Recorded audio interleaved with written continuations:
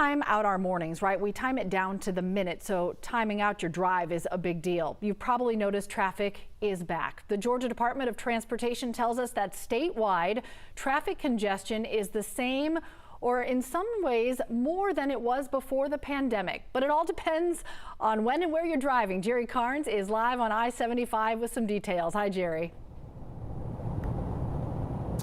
Good morning, Cheryl. The Georgia Department of Transportation provided us with detailed traffic data covering the last 3 years. Some of it gives us a picture of this stretch of I-75 near I-675 in Henry County, where traffic is just below the level that it was right before the pandemic.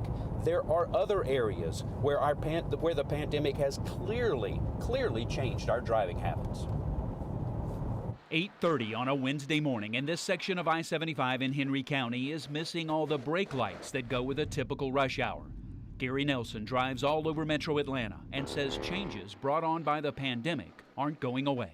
Allow people to change their careers, and I believe they made different choices now. Of course, there are places where commuters are back to old habits, putting the pandemic in their rearview mirror. The amount of people on the road is the same. Now, when they are on the road is still just a bit different. GDOT's Natalie Dale tells us traffic volumes on metro interstates are slowly returning to pre-pandemic levels. But zoom into spots like Georgia 400 at Pitts Road in Sandy Springs, and you'll find exceptions.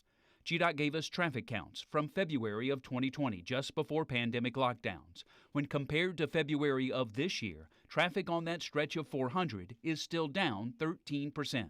Mondays and Fridays are off in several spots. Monday traffic is down 17% on I-285 at Peachtree Industrial. Fridays are 14% off at I-20 and I-285 in DeKalb County. The trend is that you may not have to be in the office at a certain time. You can have some flexibility. You can work from home in the morning. On interstates throughout Metro Atlanta, the morning rush hour now starts later and lasts longer.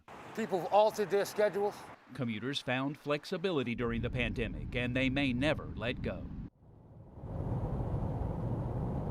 Another habit we formed during the pandemic involves delivery drivers. Even when we're not out, there are a lot more drivers for Amazon and DoorDash out there on the roads, and that's something that may last long beyond the pandemic. Chesley McNeil.